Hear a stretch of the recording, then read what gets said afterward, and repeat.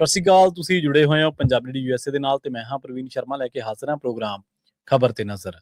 ਖਬਰ ਤੇ ਨਜ਼ਰ ਪ੍ਰੋਗਰਾਮ ਦੇ ਵਿੱਚ ਕਈ ਅਹਿਮ ਤੇ ਕਈ ਖਾਸ ਖਬਰਾਂ ਨੂੰ ਲੈ ਕੇ ਚਰਚਾ ਕਰਨ ਦੇ ਲਈ ਜੁੜ ਚੁੱਕੇ ਨੇ ਪੰਜਾਬ ਤੋਂ ਸੀਨੀਅਰ ਪੱਤਰਕਾਰ, ਉੱਘੇ ਲੇਖਕ ਅਤੇ ਸਰਗਰਮ ਸਮਾਜਿਕ ਕਾਰਕੁਨ ਦੀਪਕ ਸ਼ਰਮਾ ਚਨਾਰਥਲ ਜੀ। ਸ਼ਰਮੇ ਸਤਿ ਸ਼੍ਰੀ ਅਕਾਲ, ਸਵਾਗਤ ਹੈ ਜੀ। ਸਤਿ ਸ਼੍ਰੀ ਅਕਾਲ ਪ੍ਰਵੀਨ ਜੀ, ਸਾਰੇ ਦਰਸ਼ਕਾਂ ਨੂੰ ਸਰੋਤਿਆਂ ਨੂੰ ਪਿਆਰ ਭਰੀ ਸਤਿ ਸ਼੍ਰੀ ਅਕਾਲ। ਸਤਿ ਸ਼੍ਰੀ ਅਕਾਲ ਜੀ। ਪ੍ਰੋਗਰਾਮ ਦੇ ਵਿੱਚ ਅੱਗੇ ਵਧਣ ਤੋਂ ਪਹਿਲਾਂ ਧੰਨਵਾਦ ਕਰਦੇ ਚਲੀਏ ਸਪਾਂਸਰਸ ਦਾ, ਜਿਹੜੇ ਜ਼ਰੀਆ ਬਣਦੇ ਨੇ ਇਹਨਾਂ ਪ੍ਰੋਗਰਾਮਾਂ ਨੂੰ ਤੁਹਾਡੇ ਤੱਕ ਪਹੁੰਚਾਉਣ ਦੇ ਲਈ। ਖਾਲਸਾ ਇੰਸ਼ੋਰੈਂਸ ਏਜੰਸੀ ਵਾਲੇ, ਜਿਨ੍ਹਾਂ ਤੋਂ ਤੁਸੀਂ ਹਰ ਤਰੀਕੇ ਦੀ ਇੰਸ਼ੋਰੈਂਸ ਲੈ ਸਕਦੇ ਹੋ।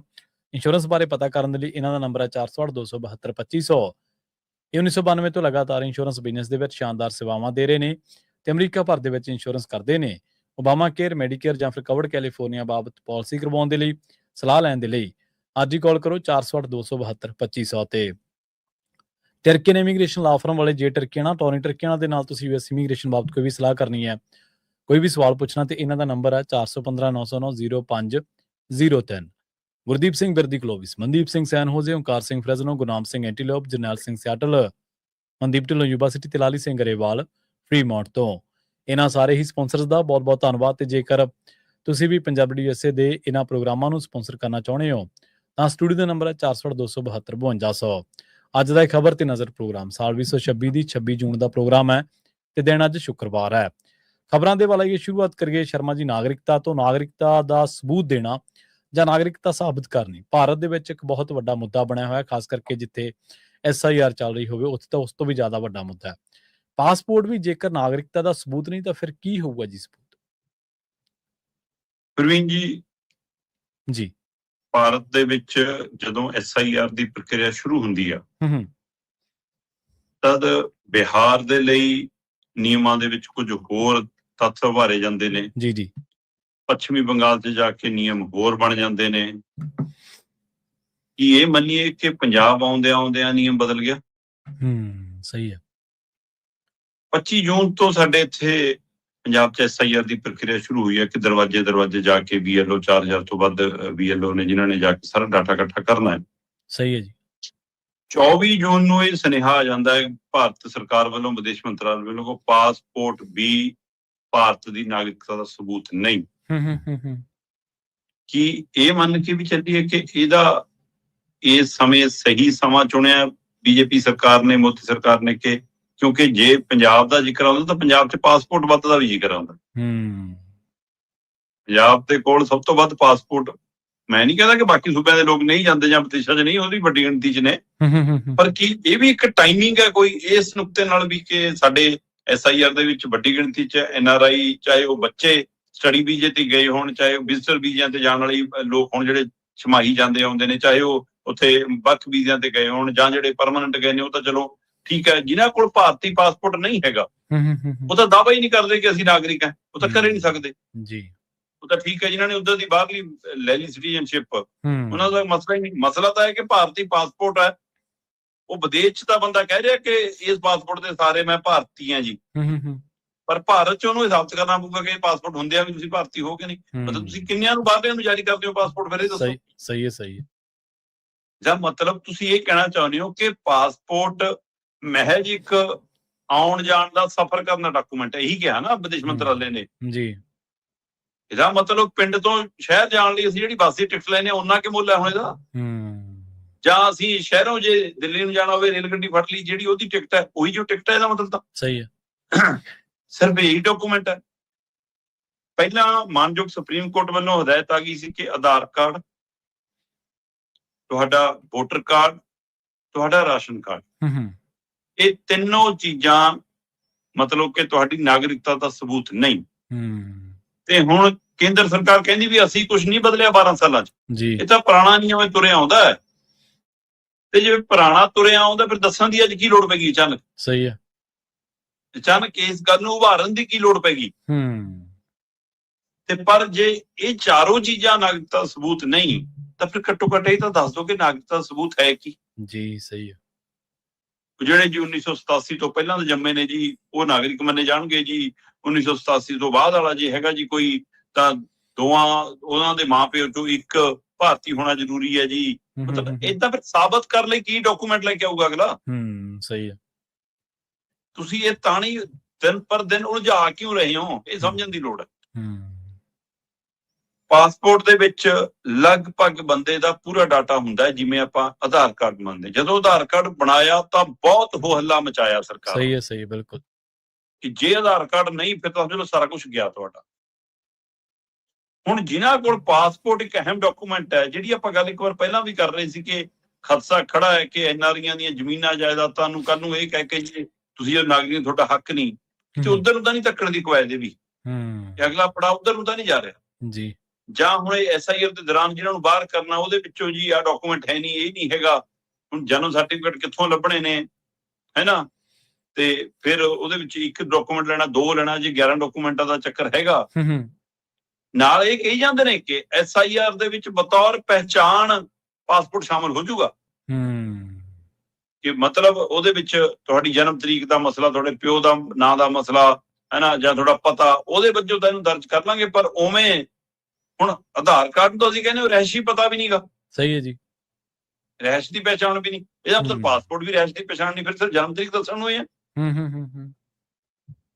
ਉਹਦੇ ਵਿੱਚੋਂ ਵੀ ਬੀਐਲਓ ਦੇ ਉੱਤੇ ਨਿਰਭਰ ਹੋ ਜਾਊਗਾ ਕਿ ਉਹ ਕੀ ਮੰਨਦਾ ਕੀ ਨਹੀਂ ਮੰਨਦਾ।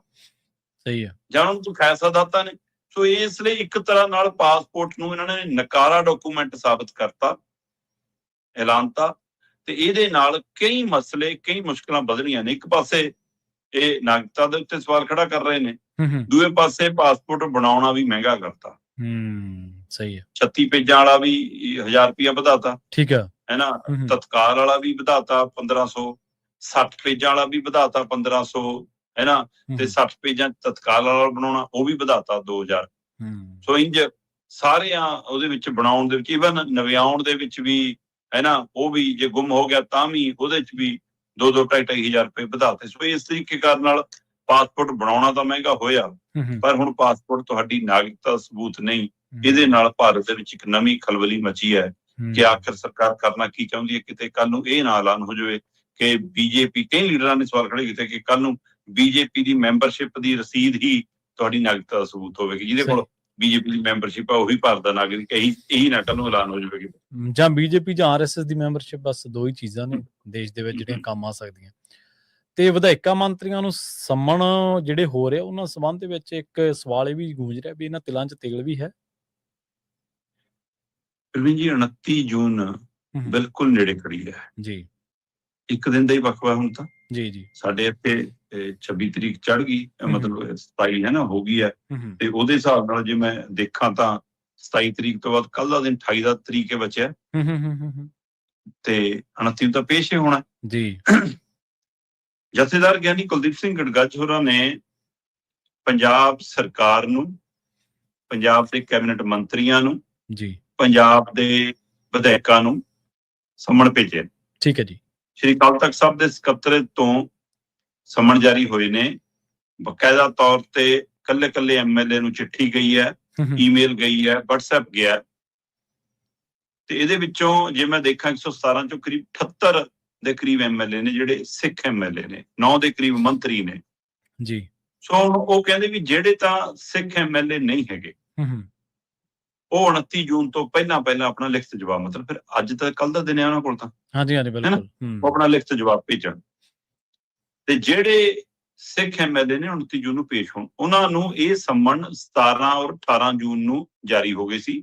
ਸਪੀਕਰ ਸਾਹਿਬ ਨੂੰ 23 ਤਰੀਕ ਨੂੰ ਸੂਚਿਤ ਕਰਤਾ ਸੀ ਸਾਰਾ ਕੁਝ ਭੇਜ ਕੇ। ਠੀਕ ਹੈ ਜੀ। ਹੁਣ ਇਸ ਤਰੀਕੇ ਨਾਲ ਮੈਨੂੰ ਤਾਂ ਇਹ ਲੱਗ ਰਿਹਾ ਕਿ ਜਿਹੜੇ ਸਿੱਖ ਐਮਐਲਏ ਨਹੀਂ ਹੈਗੇ ਉਹ ਕਹਿੰਦੇ ਵੀ ਲਿਖਤੀ ਜਵਾਬ ਤਾਂ ਅਸੀਂ ਦਿਆਂਗੇ ਜੇ ਸਾਡੀ ਇੱਛਾ ਤਾਂ ਇਹ ਵੀ ਹੈ ਕਿ ਅਸੀਂ ਜਾ ਕੇ ਵੀ ਪੇਸ਼ ਕਰ ਦਈਏ ਆਪਣਾ ਜਵਾਬ, ਕੋਈ ਮਨਸਾ ਨਹੀਂ ਹੈ ਨਾ, ਕੋਈ ਸ਼ੰਕੇ ਸ਼ੋਭੇ ਨਹੀਂ। ਇਸੇ ਤਰ੍ਹਾਂ ਜਿਹੜੇ ਆਮ ਆਦਮੀ ਪਾਰਟੀ ਤੋਂ ਬਾਹਰੋਂ ਨੇ, ਹੋਰ ਦਲਾਂ ਦੇ ਐਮਐਲਏ ਨੇ, ਉਹ ਸਿੱਖ ਨੇ ਜਾਂ ਦੂਸਰੇ ਨੇ, ਉਹ ਸਾਰੇ ਕਹਿੰਦੇ ਅਸੀਂ ਪੇਸ਼ ਹੋਣ ਲਈ, ਅਸੀਂ ਜਾਣ ਲਈ ਤਿਆਰ ਜੀ। ਹੁਣ ਸਭ ਦੀਆਂ ਨਜ਼ਰਾਂ ਟਿੱਕੀਆਂ ਨੇ ਸੱਤਾਧਾਰੀ ਧਿਰ ਤੇ। ਠੀਕ ਹੈ। ਹੁਣ ਕੀ ਇਹਨਾਂ ਤਿਲਾਂ 'ਚ ਤੇਲ ਹੈ? ਇਹ ਆਪਣੇ ਆਕਾ ਨੂੰ, ਆਪਣੇ ਸੁਪਰੀਮੋ ਨੂੰ ਬਾਂਹ ਖੜੀ ਕਰਕੇ ਕਹਿ ਸਕਦੇ ਨੇ ਕਿ ਆ ਚੱਕ ਤੇਰੀ ਵਧਾਈਕੀ, ਸਾਨੂੰ ਪਹਿਲਾਂ ਆਪਣਾ ਪੰਜਾਬ, ਪਹਿਲਾਂ ਆਪਣਾ ਭਾਈਚਾਰਾ, ਪਹਿਲਾਂ ਆਪਣਾ ਧਰਮ, ਪਹਿਲਾਂ ਆਪਣੇ ਇੱਜ਼ਤ ਵਾਲੇ ਸਥਾਨ, ਅਸੀਂ ਤਾਂ ਚੱਲੇ। ਕੀ ਦਮ ਹੈ? ਸਹੀ ਹੈ। ਕੀ ਪੰਜਾਬ ਦੇ ਸਰਕਾਰੀ ਧਿਰ ਦੇ ਐਮਐਲਏ ਦੁਵਿਧਾ ਵਿੱਚ ਨੇ? ਕੀ ਪੰਜਾਬ ਸਰਕਾਰ ਦੇ ਐਮਐਲਏ ਕਿਸੇ ਡਰ ਵਿੱਚ ਨੇ?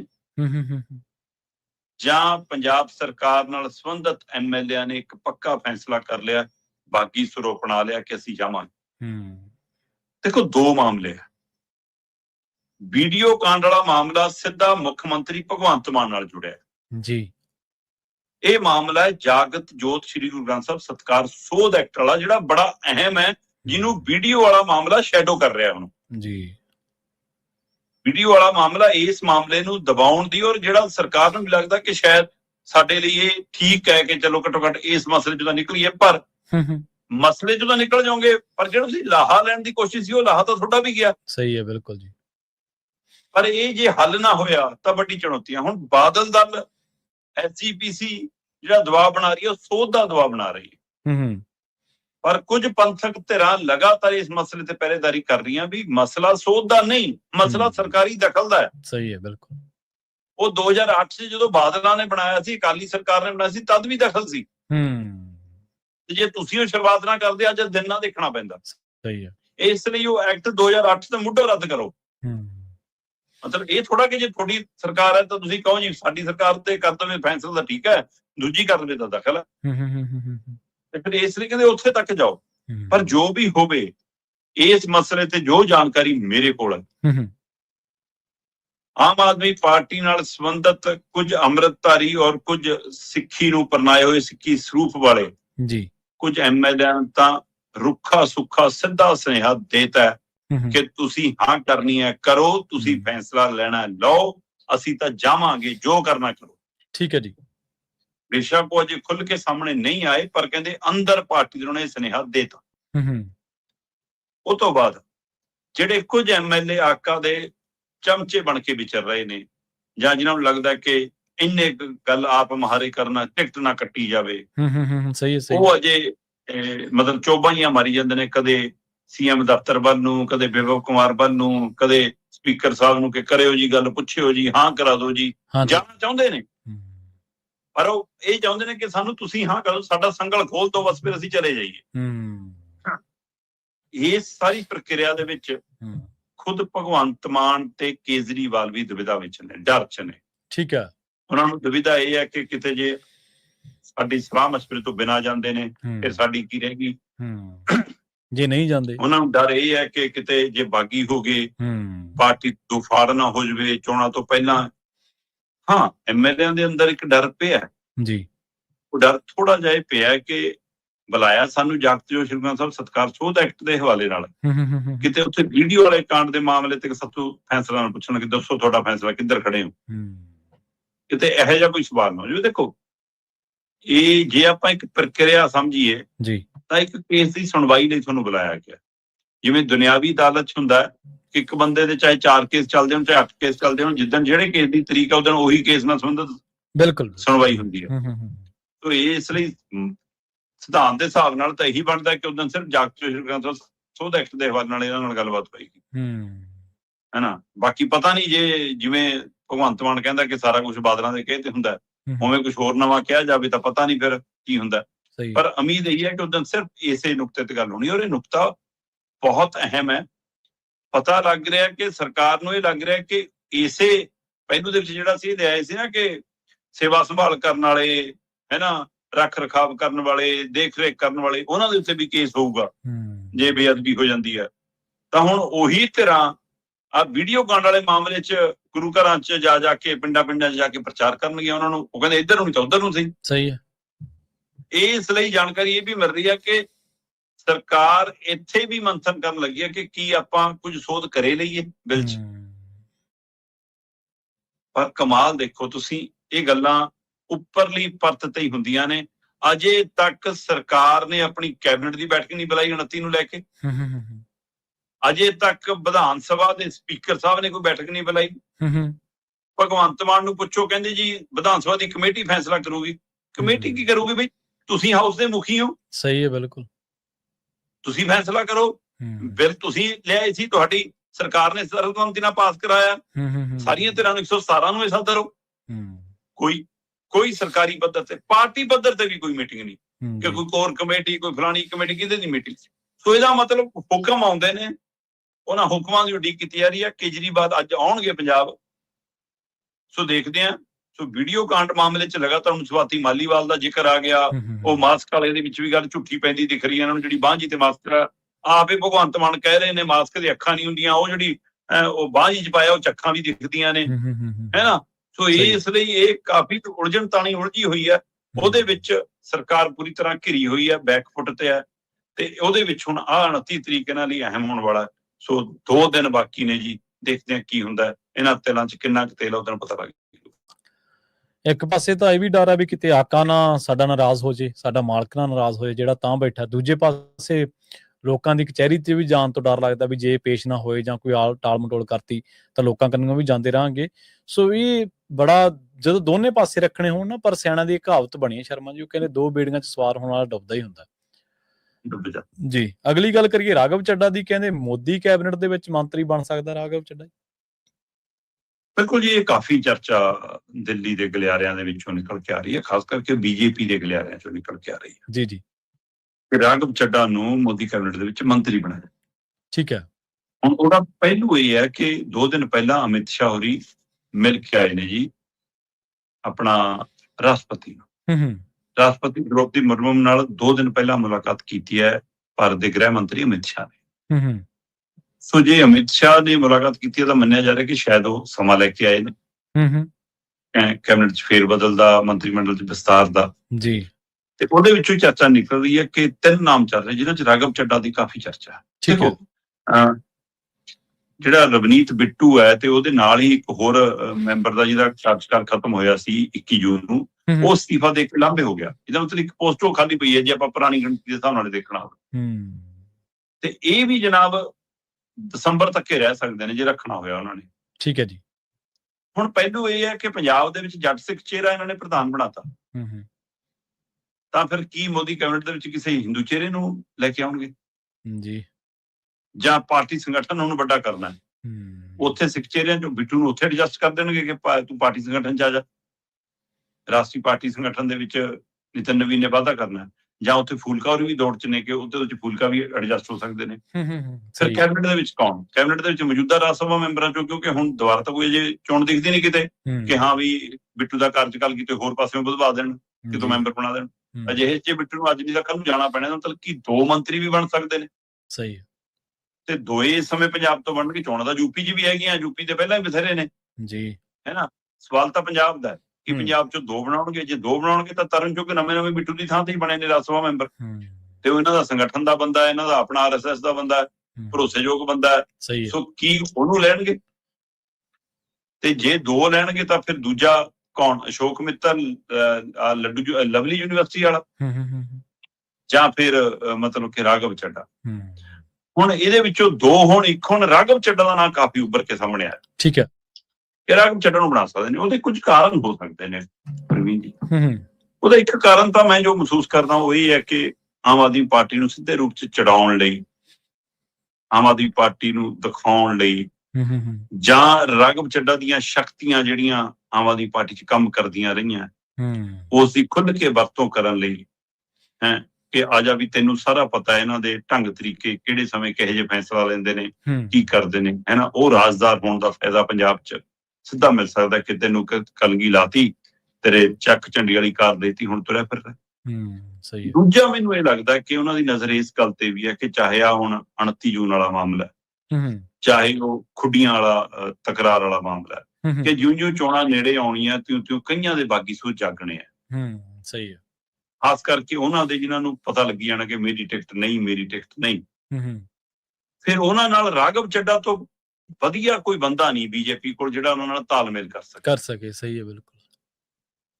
ਤੇ ਇਸ ਲਈ ਰਾਘਵ ਚੱਡਾ ਦੇ ਰਾਹੀਂ ਆ ਖਰੀਦੋ ਫਰੋਖਤ ਵਾਲਾ MLA, ਸਾਬਕਾ MLA, ਮੌਜੂਦਾ MLA, ਆਪ ਦੇ ਲੀਡਰ, ਉਹਨਾਂ ਨੂੰ ਤੋੜਨ, ਪੱਟਣ, ਖਰੀਦਣ ਦੇ ਵਿੱਚ ਜੇ ਕੋਈ ਮਹਾਰਤ ਨਾਲ ਸੌਦਾ ਕਰਾ ਸਕਦਾ ਤਾਂ ਰਾਘਵ ਚੱਡਾ ਕਰਾ ਸਕਦਾ।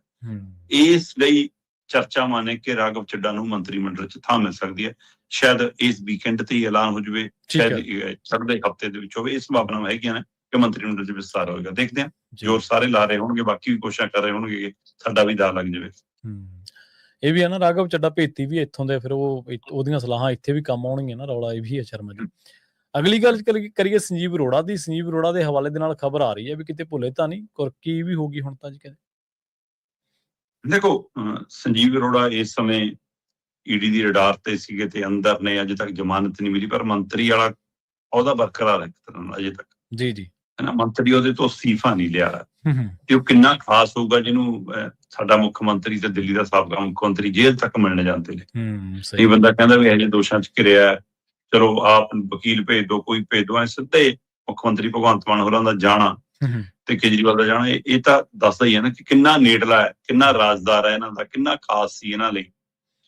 ਤੇ ਹੁਣ ਉਹ ਨਵੇਂ ਤਰੀਕੇ ਨਾਲ ਵੀ ਕਰ ਰਹੇ ਨੇ। ਦੇਖੋ ਘਿਰਤਾ ਸਮੁੱਚਾ ਵਰਤਾਰਾ ਰਿਹਾ। ਮੈਂ ਕੇਜਰੀਵਾਲ ਹੋਰਾਂ ਨੂੰ ਦੇਖ ਰਿਹਾ ਸੀਗਾ ਕਿ ਰਾਮ ਮੰਦਿਰ ਵਾਲੇ ਮਸਲੇ ਦੇ ਉੱਤੇ ਉਹ ਮਸਲਾ ਬੜਾ ਗੰਭੀਰ ਹੈ। ਕਿੰਨੇ ਸ਼ਰਧਾਲੂਆਂ ਨੂੰ ਤੁਸੀਂ ਆਪਣਿਆਂ ਨੂੰ ਠੇਸ ਪਹੁੰਚਾਈ ਹੋਣੀ, ਜਿਹੜੇ ਤੁਹਾਡੇ ਇਸ ਰਾਮ ਮੰਦਿਰ ਨੂੰ ਬਣਾਉਣ ਦੇ ਵਿੱਚ ਹੈ ਨਾ ਧਰਮ ਵਾਲੀ ਲੀਕ ਪਾਰ ਕਰਕੇ ਵੀ ਤੁਹਾਡੇ ਨਾਲ ਆ ਗਏ ਸੀਗੇ, ਹੈ ਨਾ। ਤੇ ਤੁਸੀਂ ਉਹਨਾਂ ਨੂੰ ਕਿੰਨੀ ਠੇਸ ਪਹੁੰਚਾਈ ਕਿ ਹੁਣ ਉੱਥੋਂ ਚੰਪਤ ਰਾਏ ਦਾ ਵੀ ਅਸਤੀਫਾ ਹੋ ਗਿਆ, ਇੱਕ ਹੋਰ ਟਰਸਟ ਦਾ ਵੀ ਅਸਤੀਫਾ, ਜਿਹਦੀ ਆਪਾਂ ਗੱਲ ਕਰਦੇ ਸੀ, ਹੈ ਨਾ। ਹੁਣ ਜੋਗੀ ਜੀ ਕਹਿੰਦੇ ਸਖਤ ਕਾਰਵਾਈ ਕਰਾਂਗੇ, ਵੀ ਇਹ ਚੱਲਿਆ ਕਿਵੇਂ, ਸਵਾਲ ਤਾਂ ਇਹ ਹੈ। ਪਰ ਮੈਂ केजरीवाल की बेशर्मी की हद देख रहे हैं, इनको फांसी होनी चाहिए। सही है। भ्रष्टाचार किया, कहते कि फिर भ्रष्टाचार के मामले तुसी भी घिरे, तुहानू की होना चाहिए, है ना। ते जे इन्ना ही फिक्र है राम मंदिर दा, तां मसला तां तुहाडे पंजाब दे विच भी धार्मिक स्थान नाल खड़ा है, बराबर दा ही है। सही है। इत्थे कुछ नहीं हुंदा, इत्थे एक कच्चा जिहा ट्वीट करके सारता, अजे तक बोल नहीं, डर लगदा। सही है ना, कि जा राजनीतिक है कि हाँ दिल्ली वाले दूरे रहन हुण। सही है। मैं तो कई बार साडे लीडरां दी स्थिति देखता हूं ना कि कैसी हो जाती है, ओहदे कैसे हुंदे ने। सही है। संत बलबीर सिंह सींचेवाल जी होरां नूं मैं सुन रहा सीगा, ओह कहंदे बई ਇਹ ਗਲਤ ਹੈ, ਸਰਕਾਰਾਂ ਧਰਮ ਦੇ ਕੰਮ 'ਚ ਦਖਲ ਦਿੰਦੀਆਂ, ਮਹਾਰਾਸ਼ਟਰ ਵਾਲੇ ਮਾਮਲੇ ਦੇ ਵਿੱਚ ਠੀਕ ਨਹੀਂਗਾ। ਠੀਕ ਹੈ, ਅੱਛਾ। ਤੇ ਫਿਰ ਤੁਹਾਡੀ ਆਮ ਆਦਮੀ ਪਾਰਟੀ ਦੀ ਸਰਕਾਰ ਨਹੀਂ ਧਾਰਮਿਕ ਕੰਮਾਂ 'ਚ ਦਖਲ ਦੇ ਰਹੀ। ਉਹ ਠੀਕ ਹੈ, ਤੁਸੀਂ ਵੀ ਨਾ ਦਿੰਦੇ ਤੱਕ ਉਹਨਾਂ ਨੂੰ ਵੀ ਨਸੀਹਤਾਂ ਦੇ ਲਓ, ਉਹਨਾਂ ਨੂੰ ਵੀ ਸਲਾਹ ਦੇ ਲਓ।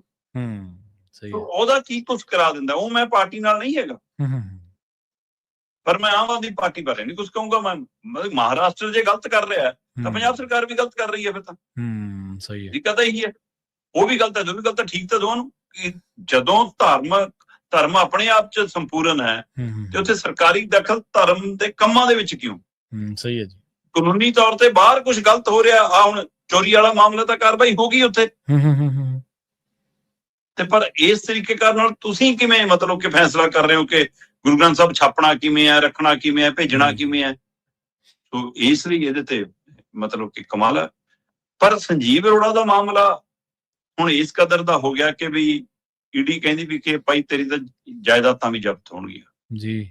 ਜਿਹੜੀਆਂ ਕੰਪਨੀਆਂ ਰੀਅਲ ਐਸਟੇਟ ਨਾਲ ਸੰਬੰਧਿਤ ਸੀਗੀਆਂ, ਉਹ ਕਾਗਜ਼ਾਂ 'ਚ ਮੋਬਾਈਲ ਵੇਚ ਗਈਆਂ ਕਰੋੜਾਂ ਦੇ, ਵਾਇਆ ਦੁਬਈ ਕਨੈਕਸ਼ਨ, ਹੈ ਨਾ। GST ਦਾ ਵੀ ਕਪੜਾ ਹੈ, ਮਨੀ ਲਾਂਡਰਿੰਗ ਦਾ ਮਾਮਲਾ, ਵਿਦੇਸ਼ੀ ਆਮਦਨ ਦਾ ਮਾਮਲਾ ਵੀ ਜੁੜ ਗਿਆ। ਇਹ ਸਾਰਾ ਖੇਲ ਹੋਇਆ ਤੇ ਉਹਦੇ ਵਿੱਚ ਹੁਣ ਕਹਿੰਦੇ ਵੀ ਚੰਡੀਗੜ੍ਹ, ਲੁਧਿਆਣਾ, ਗੁੜਗਾਵਾਂ, ਇਹਨਾਂ ਸਾਰਿਆਂ ਦੀਆਂ 55 ਕਰੋੜ ਤੋਂ ਵੱਧ ਦੀਆਂ ਜਾਇਦਾਦਾਂ ਜੀ, ਜਿਨ੍ਹਾਂ ਨੂੰ ਈਡੀ ਨੇ ਕੁਰਕ ਕਰਨ ਦੀ, ਜ਼ਬਤ ਕਰਨ ਦੀ ਫੈਸਲਾ ਕੀਤਾ। ਸੋ ਸੰਜੀਵ ਅਰੋੜਾ ਦੀਆਂ ਮੁਸ਼ਕਲਾਂ ਵਧੀਆਂ ਹੋਈਆਂ ਨੇ ਤੇ ਮੈਨੂੰ ਲੱਗਦਾ ਉਹਦੇ ਕਰਕੇ Aam Aadmi Party, Kejriwal and party, Bhagwant Mann ਨੂੰ ਡਰ ਪਿਆ ਕਿਤੇ ਸਾਡਾ ਕੋਈ ਰਾਜ ਨਾ ਉਗਲ ਦੇਵੇ, ਇਹਨਾਂ ਨੂੰ ਆਪਣਾ ਡਰ ਹੈ, ਇਸ ਲਈ ਮਿਲਣ ਵੀ ਜਾਂਦੇ ਹੋਣਗੇ। ਸਹੀ ਹੈ ਜੀ। ਤੇ ਜਾਂਦਿਆਂ ਦੀ ਗੱਲ ਕਰੀਏ ਸ਼ਰਮਾ ਜੀ, ਆਪਾਂ ਕੱਚੇ ਤੇਲ ਦੀ ਕਹਿੰਦੇ ਜੰਗ ਤੋਂ ਪਹਿਲਾਂ ਵਾਲੀ ਕੀਮਤ ਤੇ ਆ ਗਿਆ, ਪਰ ਕੀਮਤਾਂ ਜਿਹੜੀਆਂ ਅਸਲ ਗਾਹਕਾਂ ਵਾਲੀਆਂ ਉਹ ਕਹਿੰਦੇ ਜਿਉਂਦੀਆਂ ਤਿਉਂ ਨੇ, ਰੇਟ ਦਾ ਕੋਈ ਫਰਕ ਜ਼ਿਆਦਾ ਹੀ ਨਹੀਂ ਪਿਆ ਜੀ। ਪ੍ਰਵੀਨ ਜੀ, ਰੇਟ ਦਾ ਫਰਕ ਪੈਣਾ ਵੀ ਭੁੱਲ ਜਾਣ ਭਾਰਤੀ ਜੇ ਉਹ ਉਮੀਦ ਕਰਦੇ ਨੇ ਕਿ ਕੱਚਾ ਤੇਲ ਸਸਤਾ ਹੋਣ ਤੋਂ ਬਾਅਦ ਪੈਟਰੋਲ ਡੀਜ਼ਲ ਵੀ ਸਸਤਾ ਹੋ ਜਾਊਗਾ। ਹਾਂ, ਹੋ ਸਕਦਾ ਕਿ ਆਉਂਦੇ ਦਿਨਾਂ 'ਚ 1 ਰੁਪਈਆ ਕੁਝ ਪੈਸੇ ਜਾਂ ਕੁਝ ਪੈਸੇ 1 ਰੁਪਈਆ ਏਦਾਂ ਘਟਾ ਦੇਣ ਜੀ, ਪਰ ਜਿਹੜਾ ਵਧਾਇਆ ਤੁਸੀਂ ਲਗਾਤਾਰ 7 ਰੁਪਈਏ, ਹੈ ਨਾ, 4 ਵਾਰ ਉਹ 'ਚ ਵਾਧਾ ਕੀਤਾ, ਹੈ ਨਾ, ਉਸ ਸਥਿਤੀ 'ਚ ਕਿਉਂ ਨਹੀਂ ਆਉਂਦਾ ਵੀ ਜਵਾਬ ਦੇਣ? ਸਹੀ ਹੈ। ਜਦੋਂ 27 ਫਰਵਰੀ ਨੂੰ ਜੰਗ ਲੱਗੀ ਸੀ ਤਾਂ $72 ਪ੍ਰਤੀ ਬੈਰਲ ਤੇ ਸੀਗਾ, $72.29 ਸਮਥਿੰਗ, ਤੇ ਹੁਣ $71-72 ਤੇ ਆ ਗਿਆ। ਔਰਮੁਜ਼ ਦੇ ਵਿੱਚੋਂ 100 ਦੇ ਕਰੀਬ, 100 ਤੋਂ ਵੱਧ ਬੇੜੇ ਰੋਜ਼ ਲੰਘਦੇ ਸੀ। ਸਹੀ ਹੈ ਜੀ। ਤੇ ਹੁਣ 80-81 ਦੇ ਕਰੀਬ ਬੇੜੇ ਐਵਰੇਜ ਲੰਘ ਰਹੇ ਨੇ ਰੋਜ਼। ਇਹਦਾ ਮਤਲਬ ਉਸ ਸਥਿਤੀ ਵੱਲ ਨੂੰ ਜਾ ਰਿਹਾ ਹੈ। ਬੇਸ਼ੱਕ ਕੱਲ ਵੀ ਕੁਝ ਰੌਲੇ ਜਿਹੇ ਪੈ ਗਏ ਕਿ ਕੋਈ ਡਰੋਨ ਅਟੈਕ ਹੋ ਗਿਆ ਜੀ, ਕੁਛ ਐ ਹੋ ਗਿਆ ਜੀ, ਹੈ ਨਾ, ਉਹ ਜਿਹੀਆਂ ਚਰਚਾਵਾਂ ਹੈਗੀਆਂ। ਜੇ ਉਹ ਚੱਲੀ ਜਾਂਦਾ ਲਿਬਨਾਨ ਤੇ ਉੱਤੇ ਉਹਦੇ ਇਜ਼ਰਾਈਲ ਹਮਲੇ ਵਾਲਾ ਮਾਮਲਾ, ਪਰ ਉਹਦੇ ਬਾਵਜੂਦ ਵੀ ਇਹ ਹੈ ਕਿ ਚਲੋ ਸਮਝੌਤਾ ਸਿਰੇ ਚੜ ਗਿਆ ਤੇ ਹੁਣ ਕੱਚੇ ਤੇਲ ਦੀਆਂ ਕੀਮਤਾਂ ਲਗਾਤਾਰ ਜਿਹੜੀਆਂ 100 ਦੇ ਪਾਰ ਵੀ ਚਲੀਆਂ ਗਈਆਂ, 16 ਤੱਕ ਵੀ ਚਲੀਆਂ ਗਈਆਂ ਸੀਗੀਆਂ, ਉਹ 100 ਦੇ ਗੇਟ ਚ ਆਈਆਂ, ਫਿਰ 80 82 ਦੇ, ਤੇ ਹੁਣ $72 ਪ੍ਰਤੀ ਬੈਰਲ ਤੇ ਆ ਗਈਆਂ। ਸਹੀ ਹੈ। ਤੇ ਕੁਝ ਵਿਦਵਾਨ ਕਹਿੰਦੇ ਵੀ ਸਮਾਂ ਲੱਗਦਾ ਹੁੰਦਾ, ਕੱਚਾ ਤੇਲ ਉੱਥੋਂ ਇੱਥੇ ਪਹੁੰਚੂਗਾ, ਫਿਰ ਸੁਧਾਈ ਹੋਊਗੀ, ਫਿਰ ਠੀਕ ਹੋਊਗਾ, ਸਾਫ਼ ਹੋਊਗਾ, ਫਿਰ ਟੈਂਕਰਾਂ 'ਚ ਜਾਊਗਾ, ਫਿਰ ਪੰਪਾਂ ਤੇ ਆਊਗਾ, ਫਿਰ ਉਹਦੀ ਸਪਲਾਈ ਸ਼ੁਰੂ ਹੋਊਗੀ, ਤਾਂ ਰੇਟ ਸਸਤਾ ਹੋਊਗਾ। ਉਹ ਵਾਲਾ ਤਾਂ ਹਲੇ ਆਇਆ ਥੋੜਾ। ਸਹੀ ਹੈ।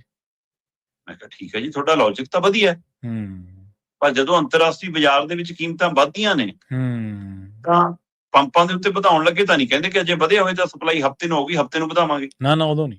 ਸਹੀ ਹੈ। ਉਦੋਂ ਵੀ ਤਾਂ ਸਟਾਕ ਪੁਰਾਣਾ ਪਿਆ ਹੁੰਦਾ ਨਾ, ਘੱਟ ਰੇਟ ਵਾਲਾ ਖਰੀਦਿਆ ਵਾ, ਉਹ ਸਟਾਕ ਦੀਆਂ ਵੱਧ ਜਾਂਦਾ, ਫਿਰ ਤਾਂ 12 ਵੱਜ ਕੇ 1 ਸਕਿੰਟ ਨਹੀਂ ਹੋਣ ਦਿੰਦੇ। ਸਹੀ ਹੈ। ਤਦ ਵੱਧ ਜਾਂਦਾ। ਤੇ ਹੁਣ ਜੇ ਅੰਤਰਰਾਸ਼ਟਰੀ ਪੱਧਰ ਤੇ ਘਟ ਗਿਆ ਤਾਂ ਹੁਣ ਘਟਾਵਾਂਗੇ ਤੁਰੰਤ ਨਹੀਂ, ਫਿਰ ਇਹ ਫਾਰਮੂਲੇ ਨੇ। ਵੈਸੇ ਇਹ ਫਾਰਮੂਲੇ ਤਾਂ ਇੱਕ ਪਾਸੇ ਰੱਖੋ, ਫਾਰਮੂਲਾ ਤਾਂ ਹਰਦੀਪ ਪੁਰੀ ਜੀ ਵਾਲਾ ਸਹੀ ਹੈ। ਠੀਕ ਹੈ। ਜਿਹੜਾ ਉਹ ਕਹਿੰਦੇ ਨੇ ਵੀ ਤੇਲ ਕੰਪਨੀਆਂ ਨੂੰ ਘਾਟਾ ਬਹੁਤ ਹੈ, ਬੜਾ ਘਾਟਾ ਪੈ ਗਿਆ, ਬਹੁਤ ਦੁੱਖ ਹੁੰਦਾ। ਮੈਂ ਅੱਗੇ ਵੀ ਗੱਲ ਕੀਤੀ ਸੀ ਕਿ ਪ੍ਰੋਫਿਟ ਜਦੋਂ ਮਿਲਦਾ ਤਦ ਕਦੇ ਨਹੀਂ ਗਣਾਇਆ ਆ ਕੇ, ਘਾਟਾ ਗਿਣਾਉਣ ਰੋਜ਼ ਆ ਜਾਂਦੇ ਨੇ, ਮੰਤਰੀ ਤੱਕ ਆ ਜਾਂਦੇ ਨੇ। ਸਹੀ ਹੈ। ਇਸ ਲਈ ਸੰਭਾਵਨਾਵਾਂ ਨੇ ਕਿ ਦੀਵਾਲੀ ਦੁਸਹਿਰੇ ਦੇ ਨੇੜੇ ਜਾ ਕੇ ਹੋ ਸਕਦਾ ਥੋੜੀ ਬਹੁਤ ਸਰਕਾਰ ਕੋਈ ਰਾਹਤ ਦੇ ਦੇਵੇ, ਨਹੀਂ ਤਾਂ ਫਿਰ ਜ਼ਿਆਦਾ ਸੰਭਾਵਨਾ ਇਹ ਹੈ ਕਿ 5 ਸੂਬਿਆਂ ਦੀਆਂ ਚੋਣਾਂ ਦੇ ਹਿਸਾਬ ਨਾਲ ਜੋੜ ਕੇ ਤੁਸੀਂ ਤੇਲ, ਪੈਟਰੋਲ, ਗੈਸ ਘਟਦੀ ਦੇਖ ਸਕਦੇ ਹੋ, ਨਹੀਂ ਤਾਂ ਫਿਰ ਕੋਈ ਘਟਨਾ ਨਹੀਂਗਾ, ਕਿਉਂਕਿ ਸਾਡੇ ਲੋਕਾਂ ਨੂੰ ਆਦਤ ਹੋ ਗਈ ਹੈ ਜਦੋਂ ਵਧਾਈਆਂ ਅਸੀਂ ਤਾਂ ਨਹੀਂ ਕੋਈ ਸੜਕਾਂ ਤੇ ਨਿੱਤਰੇ, ਹੈ ਨਾ। ਤੇ ਜੇ ਹੁਣ ਕੱਚੇ ਤੇਲ ਦੀਆਂ ਕੀਮਤਾਂ ਘਟ ਗਈਆਂ ਤਾਂ ਵੀ ਲੋਕ ਇਸ ਗੱਲ ਨੂੰ ਚੁੱਪ ਨੇ ਕਿ ਬਸ ਸ਼ੁਕਰ ਹੈ, ਹੋਰ ਤਾਂ ਨਹੀਂ ਵਧਿਆ, ਇੰਨਾ ਹੀ ਬਹੁਤ ਹੈ ਨਾ। ਇਸ ਲਈ ਸਰਕਾਰਾਂ ਨੂੰ ਪਤਾ ਹੈ ਕਿ ਇਹ ਡੰਡੇ ਖਾਣ ਦੇ ਆਦੀ ਹੋ ਗਏ ਨੇ, ਇਹਨਾਂ ਨੇ ਬੋਲਣਾ ਨਹੀਂ ਗਾ। ਜੇ ਲੋਕਾਂ 'ਚ ਜਾਨ ਹੁੰਦੀ ਤਾਂ 3 ਖੇਤੀ ਕਾਨੂੰਨਾਂ ਦੀ ਲੜਾਈ ਜਿੱਤਣ ਤੋਂ ਬਾਅਦ, ਵਾਪਸ ਆਉਣ ਤੋਂ ਬਾਅਦ ਭਾਰਤ ਦੇ ਵਿੱਚ ਟੋਲ ਨਾ ਰਹਿੰਦਾ। ਸਹੀ ਹੈ। ਜੇ ਸੱਚਮੁੱਚ ਜਾਨ ਹੁੰਦੀ। ਸੋ ਇਸ ਲਈ ਜਦੋਂ ਅਸੀਂ ਬੋਲਣ ਦੇ ਆਦੀ ਹੋ ਨਹੀਂ ਗਏ ਤਾਂ ਫਿਰ ਸਰਕਾਰਾਂ ਤੇ ਕਾਰਪੋਰੇਟ ਘਰਾਣੇ ਆਪਣੀ ਮਰਜ਼ੀ ਨਾਲ ਲੁੱਟ ਕਰਨਗੇ, ਇਹ ਲੁੱਟ ਜਾਰੀ ਰਹੂਗੀ। ਜੀ ਬਿਲਕੁਲ ਜੀ। ਤੇ ਸ਼ਰਮਾ ਜੀ, ਇਹਨਾਂ ਖਾਸ ਖਬਰਾਂ ਤੇ ਖਾਸ ਜਾਣਕਾਰੀਆਂ ਦੇ ਲਈ ਤੁਹਾਡਾ ਬਹੁਤ ਧੰਨਵਾਦ ਜੀ। ਸਤਿ ਸ਼੍ਰੀ ਅਕਾਲ ਜੀ। ਪ੍ਰੋਗਰਾਮ ਖਬਰ ਤੇ ਨਜ਼ਰ ਦੇ ਵਿੱਚ ਆਪਣੇ ਨਾਲ ਜੁੜੇ ਸਨ ਪੰਜਾਬ ਤੋਂ ਸੀਨੀਅਰ ਪੱਤਰਕਾਰ ਦੀਪਕ ਸ਼ਰਮਾ ਚਨਾਰਥਲ ਜੀ, ਜਿਨ੍ਹਾਂ ਦੇ ਨਾਲ ਆਪਾਂ ਇਹ ਅਹਿਮ ਤੇ ਖਾਸ ਖਬਰਾਂ ਨੂੰ ਲੈ ਕੇ ਚਰਚਾ ਕੀਤੀ ਹੈ। ਵੇਲਾ ਇਜਾਜ਼ਤ ਨਹੀਂ ਦਿੰਦਾ, ਸਮਾਂ ਇਜਾਜ਼ਤ ਨਹੀਂ ਦਿੰਦਾ। ਮੈਨੂੰ ਪ੍ਰਵੀਨ ਸ਼ਰਮਾ ਨੇ ਇੱਥੇ ਦੀ ਇਜਾਜ਼ਤ। ਜੁੜੇ ਰਹੋ ਪੰਜਾਬੀ USA ਦੇ ਨਾਲ। ਤੁਹਾਡਾ ਸਾਰਿਆਂ ਦਾ ਬਹੁਤ ਧੰਨਵਾਦ। ਸਤਿ ਸ਼੍ਰੀ ਅਕਾਲ।